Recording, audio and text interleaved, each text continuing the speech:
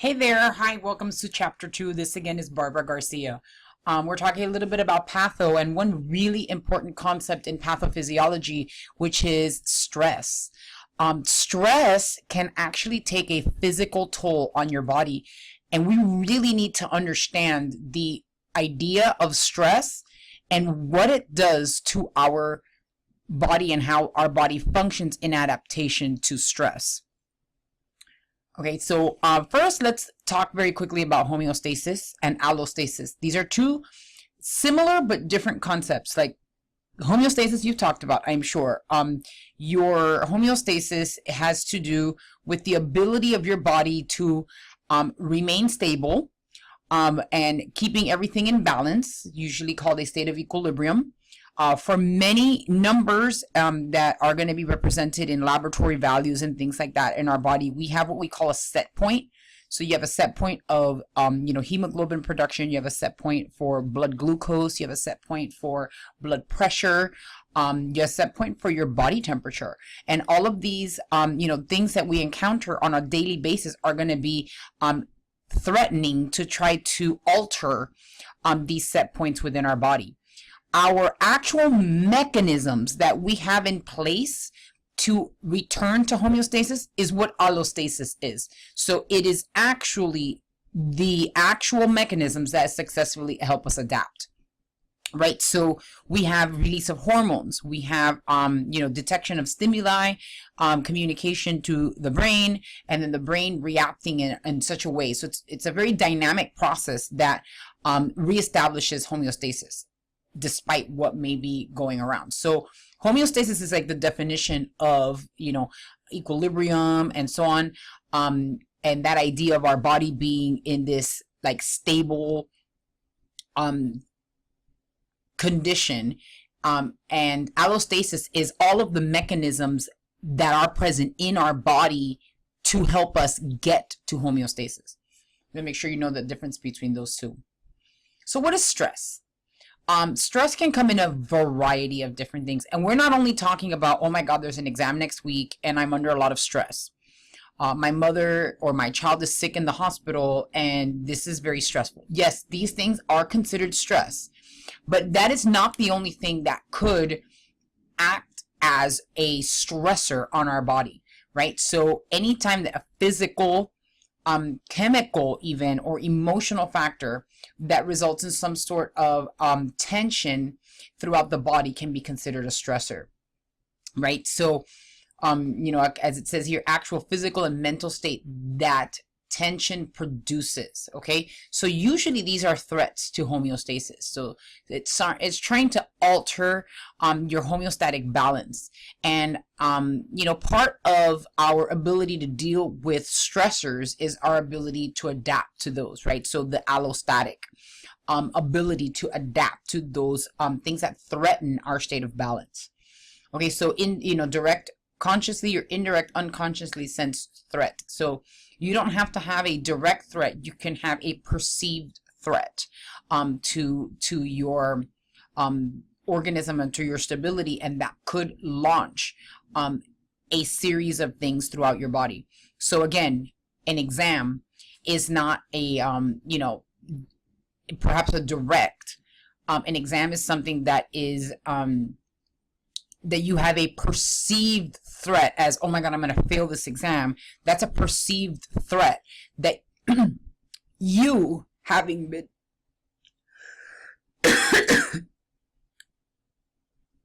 excuse me.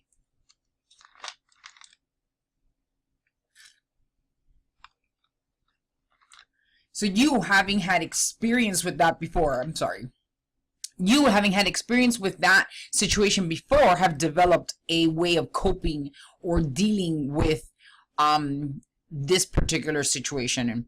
And we are going to talk about coping mechanisms later. Right? So stress, it's going to lead into a series of signs and symptoms that we're going to call the general adaptation syndrome, abbreviated GAS in capital letters. The 3 stages of your GAS or general adaptation syndrome are going to be the alarm stage, the resistance adaptation stage, and the exhaustion stage. And as the three stages sort of kind of make sense, they kind of get worse as the stressor continues to threaten homeostasis. Eventually, it could actually lead to death. All right, so first stage is the alarm stage. And if you remember the alarm stage, you probably have dealt with this before. It's the fight or flight response. So I really need you to get an idea of what the fight or flight response is going to do in your body. Okay, so it's basically going to initiate the hypothalamic pituitary adrenal axis, which is, as you can see here, it's going to do two things. The hypothalamus secretes corticotropin releasing hormone, which is then going to go into and activate our sympathetic nervous system and create a release of epinephrine and norepinephrine from our adrenal medulla. It also is going to stimulate the anterior pituitary to secrete adrenal corticotropic hormone, which then causes us to secrete cortisol and aldosterone. So cortisol is the main hormone that is going to be mediating the stress response. Epinephrine and norepinephrine are really mediating the fight or flight response. Okay, now what does each of these do? Okay, so we really need to know which of each of these we're talking about here. So epinephrine and norepinephrine, right? Again, fight or flight. So you have to think about what fight or flight does in your body, right? So fight or flight is a threat has been perceived, yes? And you're going to go into that increase in epinephrine. Remember, epinephrine and adrenaline are the same thing. So you're going to have that kind of adrenaline rush. And not always is this a good thing. Sometimes it is a good thing. So if you're going to ride a roller coaster, you have the fight or flight response. Because maybe you've ridden this roller coaster before or something similar to that, and you kind of know what to expect, and it sort of gives you a rush. That kind of fight or flight, it's preparing our body for an emergency. You increase your respiration, you increase your heart rate, your pupils dilate. You're ready to take on whatever the stressor may be. Okay? Cortisol is going to aid in that by providing through gluconeogenesis, and that is critical for you to know that word. Gluconeogenesis, or like creation of, right? Genesis, neo meaning new, and gluco meaning glucose, right? So, you know, creation of new glucose, you're creating glucose from non-glucose sources like proteins, right? Amino acids. So you're going to increase the amount of glucose in the blood. Glucose, remember, is what drives ATP production. So it is increasing, as your body increases demand, you have to increase the fuel for that demand. Okay, so again, it's really important that you see those two things and how those two things go together. Gluconeogenesis, by increasing, right, the amount of glucose in your blood, it could be very dangerous for people who are susceptible to things like diabetes, right?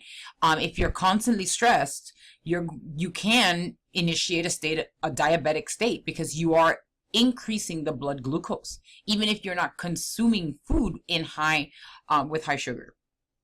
All right, so once we get it out of the fight or flight, our body tries to return basically back, right, homeostasis, and that's called the resistance stage, right? So we are going to try to return the body to homeostasis, or what we call adaptation. So it's called an allostatic state because you are employing all of those mechanisms, right, to attempt to restore homeostasis. Remember, allostasis is different from homeostasis. So you're employing all of these mechanisms to try to return things to normal.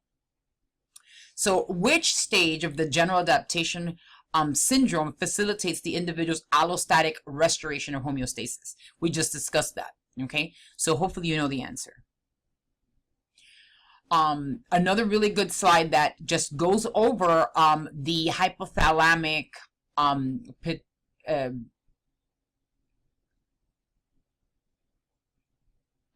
anterior pituitary and adrenal axis. All right, so here again is another really good picture that is found on page 15 in your book that just reminds you of the way that these are going to employ all of these or have these responses. Okay, so the hypothalamus does two things, right? It releases adrenocortical tropic hormone and the corticotropic releasing hormone, which coming from the hypothalamus is gonna cause your adrenal medulla to release catecholamines. And then this shows you a little bit of what catecholamines do, right? It elevates cardiac output. So let's really quickly just go over what cardiac output is. So cardiac output equals heart rate times stroke volume, which is the amount of volume, right, that leaves your heart. So if you elevate cardiac output, you're increasing the amount of blood available, which increases the amount of oxygen available, right? Vasomotor changes, so vasodilation or vasoconstriction. Remember when we have and we're in a state of fight or flight, we're not going to direct blood into our digestive system or our urinary system. So we're going to divert blood away from those areas. So those undergo vasoconstriction, while your blood vessels that innervate your arms and your legs are and your heart is going to go vasodilation so that they get more blood.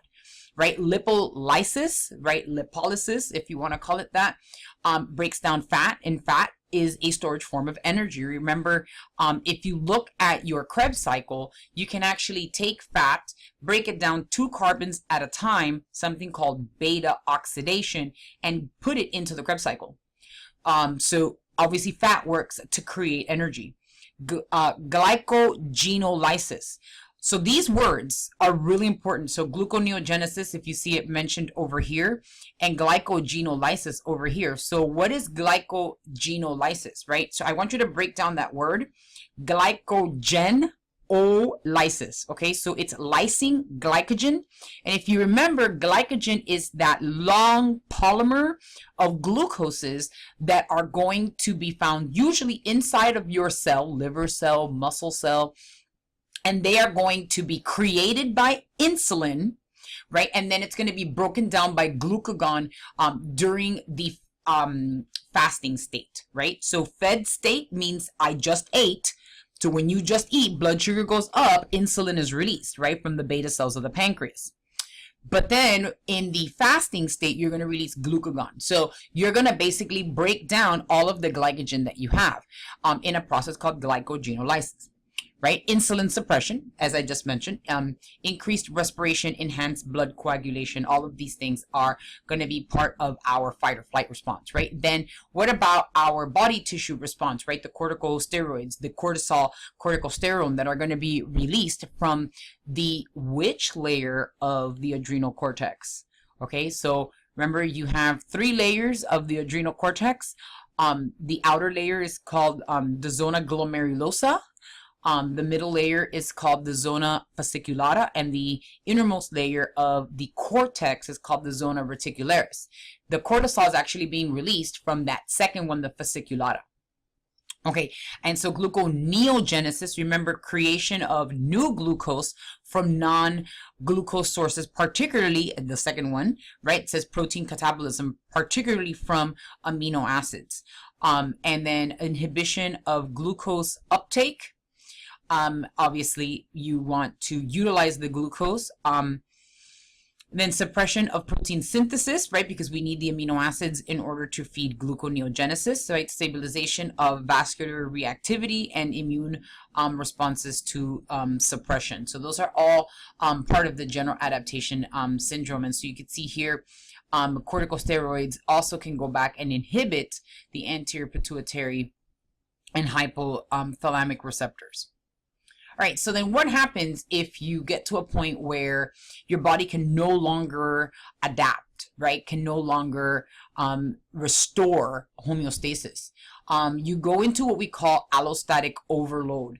Normally we have an allostatic load that that basically can be manipulated and can be used. Remember, allostasis, the mechanisms can be used to restore homeostasis, but eventually when you get to a point of overload, you're going to have a cost to the body's organs. So now the organs are going to start to break down, right? And then they are no longer going to be effective at regulating this allostatic response, right? So we're going to call that like wear and tear on the body. And again, stress can actually lead to death.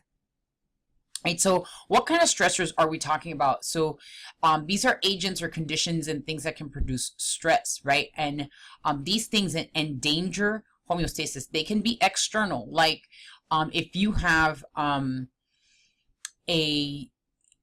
excessive exposure to toxic chemicals, that's external. But internal could be an excessive release of cortisol from a tumor, something like that, right? So they can be both internal and external. They can be physical, chemical, biological, even social, cultural, or psychological. And I want you to understand the psychological part, right? So remember how I told you about your exam? So basically you're psyching yourself out, right? You're thinking, I'm not going to pass this exam because this has happened to me before. And so then you let a previous experience kind of let you create the same experience for this exam, and then you start to create this anxiety, this test anxiety, right? And again, for every person that's different, everybody has a different way of coping with certain stressors. And so everybody has a way of coping with these stressors. So the way that you respond might not be the way somebody else responds. So many times we have to be very understanding of the way that certain people, because of the past exposure to certain things, how they're going to react to a particular situation. So again, you know, in the field that you've chosen, this is going to be something that you're going to see quite often. And you know, and it always leads me to understand a little bit better about mental health and why mental health is so important, because again, we create certain barriers to even allow ourselves to be better, because we've created some connection in our brain that could be an erroneous connection between a stressor and a response. Okay, so again, they vary in scope, intensity, and duration. You know, for every person, it might be different as well. You know, your exposure to a toxic chemical, right, could be very intense for a very short period of time, right? So they obviously are going to, reactions are going to vary depending on your genetic constitution, perhaps. Some people may be able to endure, you know, higher blood pressures better than others, due to just, you know, the elasticity of their blood vessels. It could be varying things like on gender, and I told you past experiences are very important, cultural influences, and your understanding of how people in your culture deal with things. Again, in such a diverse market as South Florida, this is a critical component of our ability to empathize with other people, is to try to understand cultural differences.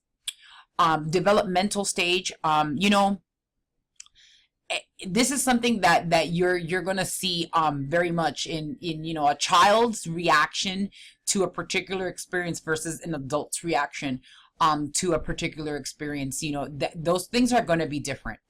Age as well. They can include both negative and positively perceived events. So again, our perception is extremely important. Now, which one of the following is an example of a stressor?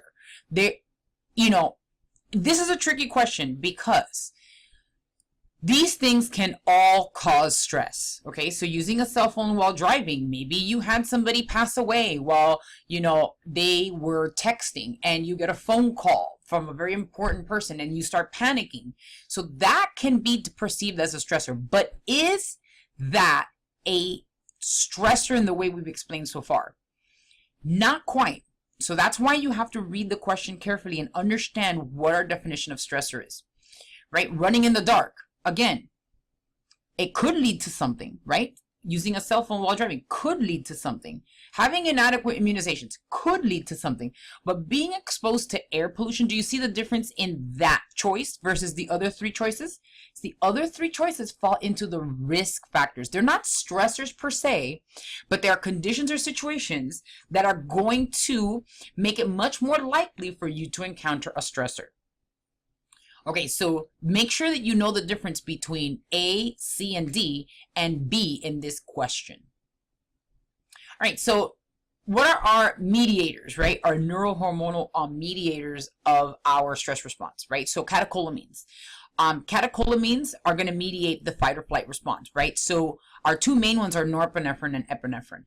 So I want you to understand that anytime you see the word epinephrine, you're going to think it like basically increases a lot of things, right? Because fight or flight is all about self-preservation, right? So you're going to dilate your pupils, increase your heart rate, increase your blood pressure, perhaps.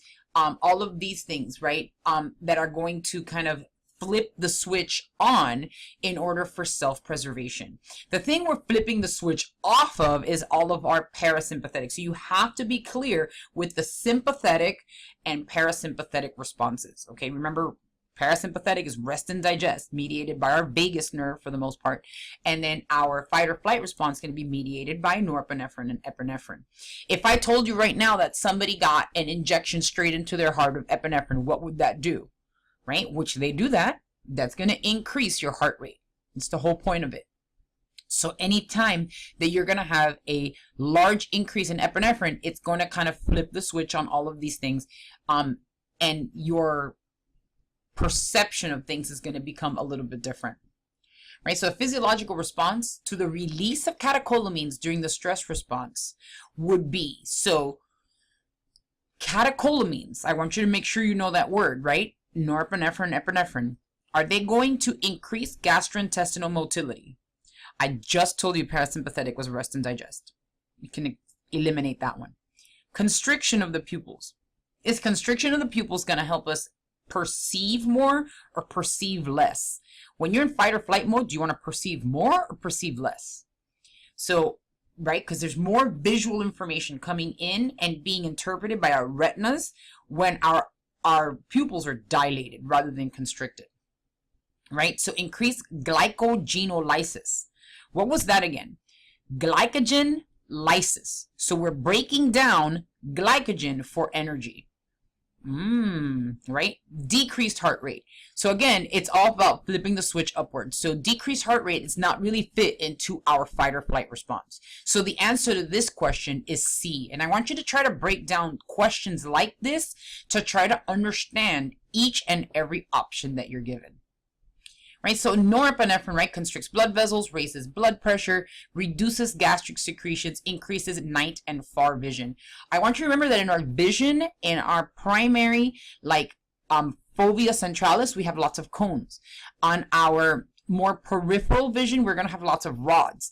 Cones interpret color, and rods are going to interpret black and white, the more night vision. Color is more day vision, because if you think about nighttime is a bunch of dark colors and what we see is as light. Okay. So it increases night and your far vision, in order for you to like improve your ability to see beyond, the first pile that you have to jump over in order to see like the entire, alleyway. Right. Epinephrine, right, increases myocardial contractility and heart rate, increases cardiac output, right? Causes bronchodilation. Why would you want to increase bronchodilation?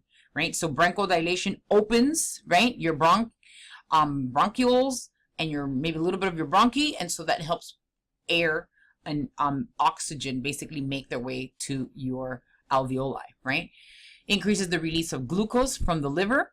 Okay, so remember, the liver is special in that the liver has a particular enzyme that helps us take glycogen and then convert it back, because glycogen is made out of a bunch of glucose 6 phosphates, which is a phosphorylated form of glucose. So as glucose enters the cell, it becomes phosphorylated by hexokinase, and then it can be formed by insulin into glycogen. So when you break apart your glycogen, you're going to need another enzyme that's basically going to release the glucose and take that phosphate off and return it to the blood. Only your liver has the capacity to do that.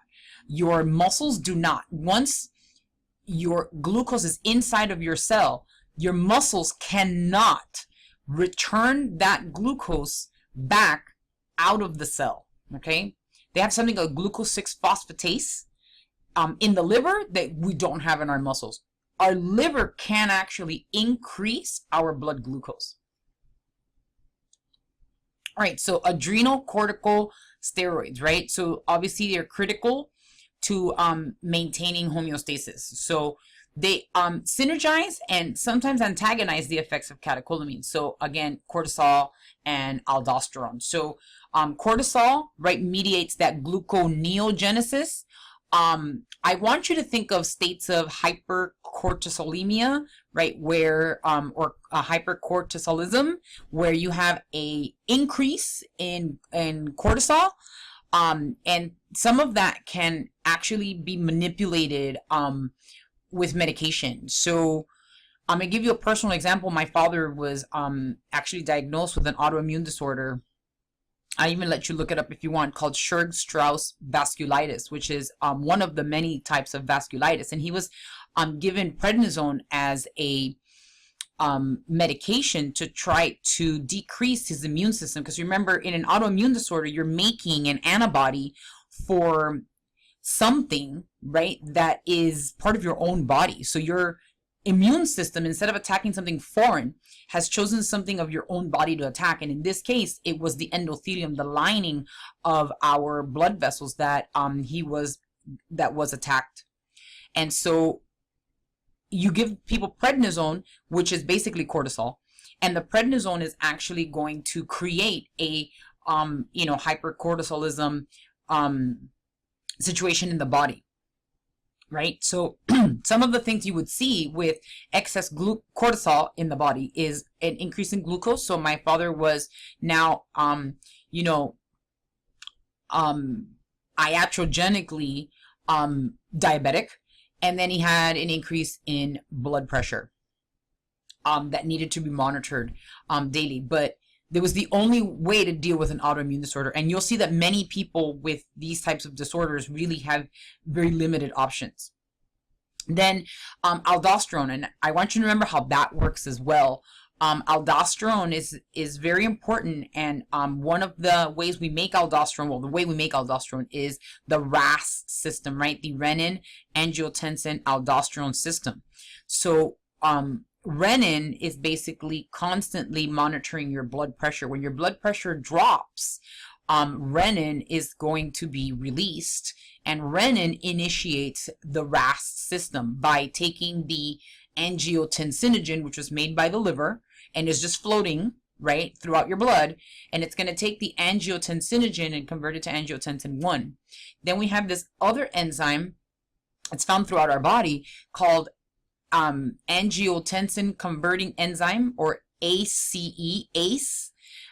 ACE is the hormone that's going to, the enzyme that is going to catalyze the reaction angiotensin 1 to angiotensin 2. And angiotensin 2 is a very potent vasoconstrictor. Angiotensin 2 is actually, in addition to, remember, we detected low blood pressure, so we're initiating homeostatic or allostatic responses, right, our mechanism, in order to return your blood pressure back to normal. So vasoconstriction helps you do that by, your blood pressure was low, so now your blood pressure is going to be higher. But not only does it do that, but your angiotensin 2 is also going to cause you to become thirsty, which increases your blood volume. And the more volume you have in your, think about it, the more volume there is in a highway, right, the more traffic there's going to be, right? So the increase is going to create an increase in blood volume, is going to increase blood pressure. And then angiotensin 2 also releases aldosterone from the adrenal cortex, right? From the zona glomerulosa of our adrenal cortex. And aldosterone, we'll go back into physiology. Aldosterone is going to reabsorb sodium at the proximal convoluted tubule, distal convoluted tubule, excuse me, and it's going to basically reabsorb sodium. Water passively follows sodium reabsorption, and it's going to increase your blood volume, increasing your blood pressure. So you have to know that. You absolutely have to know that. So rewind and listen to it again. And by the way, just to throw it in there, remember ACE? ACE is something we can target in order to prevent you from having this increase in blood pressure due to angiotensin II. And those are called ACE inhibitors. And ACE inhibitors like captopril and lisinopril and enzapril is going to be a ACE inhibitor that's going to prevent you from making angiotensin II and all of those vasoconstrictive and mechanisms to increase blood pressure. All right, so cortisol, our primary glucocorticoid, which is released from which layer of our adrenal cortex? Correct, from our zona fasciculata. Okay, so it affects protein metabolism, right? Because what it does is that it takes your amino acids and converts them into glucose. We call that gluconeogenesis, right? Cortisol has anti-inflammatory effects as well. But one of the things that it does is it promotes appetite and food-seeking behaviors. So same thing. I mentioned my father had, was taking prednisone, which is basically a medication that is used just like cortisol. And it increases your appetite, and then you have this restriction because you are doing so much gluconeogenesis that your blood sugar is already high. So be very, very, very careful with what you eat. It can create obesity very quickly. All right, aldosterone, our primary mineralocorticoid. And so which layer of the adrenal cortex does aldosterone come from? Zona glomerulosa, right? The zona glomerulosa is the outermost layer of our adrenal cortex, right? So it promotes reabsorption of sodium and water, and it is part of which system? The RAS system, right? The renin-angiotensin-aldosterone system, right? It increases blood pressure. All right, so the endorphins and enkephalins are also going to be our endogenous opioids that basically produce that sedation and euphoria, which is part of why we like the fight or flight response, right? So the fight or flight response is going to give us that euphoric feeling, right? It also increases your pain threshold. So if you're in a state of euphoria and you like break a pinky toe, you're not going to even know until the day after that you even broke a pinky toe. So you see that it's black and blue. You might not even feel it. But the next day when you realize that it's broken, it's going to be the worst pain you've ever seen.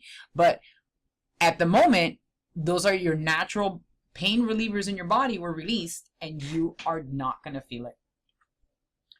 All right, and then immune cytokines, right? They are secreted by macrophages during the stress response.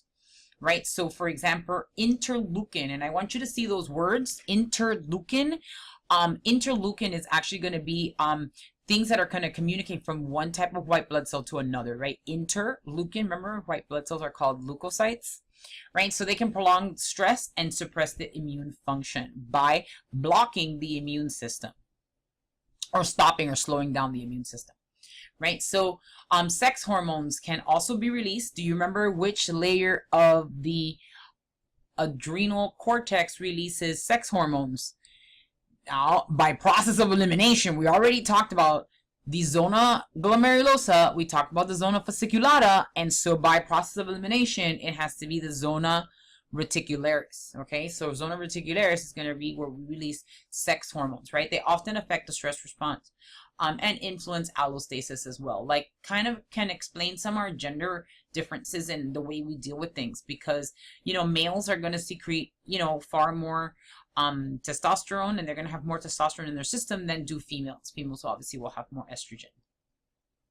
Right, and then some other things that might be released, growth hormone, right, can increase during stress, to enhance immune function, and prolactin, right, very similar structure to growth hormone, and can has a role in our immune response. Oxytocin, which is normally present during childbirth and lactation, and is also associated with bonding, like a child, latching on to his mother's breast and having, and deriving nutrients from that is obviously gonna initiate bonding, and so it moderates a type of calming effect. All right, so individual stress responses obviously change with time and circumstances. Things in life may lead us to understand that we are better at test taking than we thought we were, and we're no longer kind of freaked out by tests, and our test anxiety decreases. The older that we get, the more mature we are. So some of our effects to the stress response are going to be influenced by things like genetics. Genetics can definitely influence the way we deal with things, the way our body secretes certain hormones, our socioeconomic status. Having a very poor socioeconomic status can be a stressor. That can be a stressor into your body, and in your mind. It's going to almost prevent you from getting into a different socioeconomic status, because it's like you believe that you're supposed to be there. It prevents you or induces the ability for you to have a lot other physical stressors maybe present, maybe fear or violence, and these things. So these things can really affect somebody's mental health. Prior susceptibilities. So for example, somebody who was had domestically abused might have a fear of commitment, might have a fear of being in the same room with somebody of the opposite gender, or so on. Pre-existing health status, allostatic state, the ability to make those mechanisms go and undergo homeostasis, and the ability to manage stress. Everybody's a little bit different. Okay, so adaptation, right? Adaptation is that ability for us to really, change that response, to new circumstances. It could be either internal or external. Adaptation is quite an amazing thing, because when you realize what you're really capable of, it really can make you see the world very differently. Right, so our coping behaviors, our adaptive response, our behavioral response to a particular stressor can be is going to be changed as we develop, and our developmental state, and it could be influenced by many things, like even culturally. It could be different coping mechanisms you'll see in different cultures. Adaptation and coping are often used interchangeably. And then distress is our perceived inability to cope with some stressor. Right? So how do we adapt, right? How do we increase our adaptation to certain stress? Well, habituation, right? So, you have a fear of tests. So if you're constantly exposed to tests, eventually you're going to think, well, that's not really that big a deal, because I'm constantly going to be exposed to that, decreasing my stress response. This is exactly why we give you this entire program, and the program that you're going to receive in nursing is going to help you. This ATI program is going to help you deal with and cope with this big thing, that is panic inducing in a lot of people. But you're going to become habituated to taking tests like the NCLEX, because you are going to constantly be taking tests that are going to present questions in that way. So you can also go into desensitization. So biofeedback is actually something that you can totally do all on your own. One of the ways you could do that is basically strap yourself to a heart rate monitor and concentrate on lowering your heart rate. And that's one of the forms of biofeedback. So if you are stressed out before an exam, take a minute, stop, center yourself, right? Think of the beach, think of whatever relaxes you, right? Think of, being at the crest of a mountain, whatever it is that visualization as well. And then allow your mechanisms, right, to return your heart rate back to normal, right, to put you in the state to take the test. A lot of people use meditation that way and yoga, right? So allostatic overload is that inadequate adaptation, right, or excessive allostatic load. So it basically moves you away from homeostasis. So whenever you move away from homeostasis and the ability to maintain that balance, then you are going to talk about disease. Okay, so that's some sort of disease, right? Can lead to various illnesses and disorders, both physical and emotional. Chemical mediators from the stress response, right, going to contribute to these things like cortisol, catecholamines, and cytokines, right? So you could see all of the different effects of allostatic overload, right? So in the nervous system, right, we have some neuropsychological manifestations. You might see a nervous tic, you might see fatigue, loss of motivation, anxiety, overeating, depression, insomnia. In the cardiovascular system, you're going to see disturbances in our heart rate and rhythm, hypertension, stroke, coronary artery disease. In our gastrointestinal system, you might see gastritis, irritable bowel syndrome, diarrhea, nausea and vomiting, ulcerative colitis. In our genital urinary system, diuresis. I don't know about you, but as a professor, and I've been a professor for over 15 years, it is unbelievable the number of people that have to go to the bathroom when they're taking a test. Oh, I don't know. That might be mediated by allostatic, right? Our allostatic mechanisms trying to adapt and cope with what we're doing, right?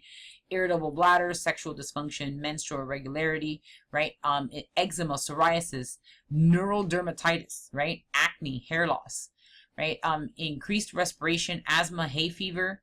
All of these things are an example of allostatic overload. Immunodeficiency, immunosuppression, autoimmune disease, hyperglycemia, diabetes, right? Tension, headache, muscular contraction, back aches, or even headaches, right? Rheumatoid arthritis and inflammatory diseases of connective tissues. All of these can manifest from allostatic overload. All right, so one little case study that we're going to look at. We have a few case studies that you might see throughout, kind of, like sprinkled throughout the different chapters. So BK is a 53-year-old man, right, being seen in a primary care clinic. He tells you that he went to a health fair and was told he had elevated blood sugar. At his last visit, it was also elevated, and you find out that his brother and mother both have type 2 diabetes. Right? So when looking at the level of prevention, which level would the health fair fall under? Is it primary, secondary, or tertiary? And why? I'm going to let you think about that one, and maybe we'll address it in class. So then BK comes back to the clinic and is feeling tired, has a fever of 103 degrees Fahrenheit and elevated blood sugar. He tells you that he has been very stressed lately, as he's afraid he's going to be laid off from work and does not feel he can take a sick day. Do you know that he is most likely in the alarm state of the general adaptation syndrome? How would this impact his already rising blood sugar? So think about that one really quick, right? So if your blood sugar is high, and now you go into general adaptation syndrome for stress, right? So now you have these added stressors. What are you going to do? Remember that word, that big old word, gluconeogenesis. And gluconeogenesis, by the release of cortisol, right, you're going to have gluconeogenesis, which is going to actually increase your blood sugar even more. Right, so that was chapter 2. I'll see you again in upcoming chapters.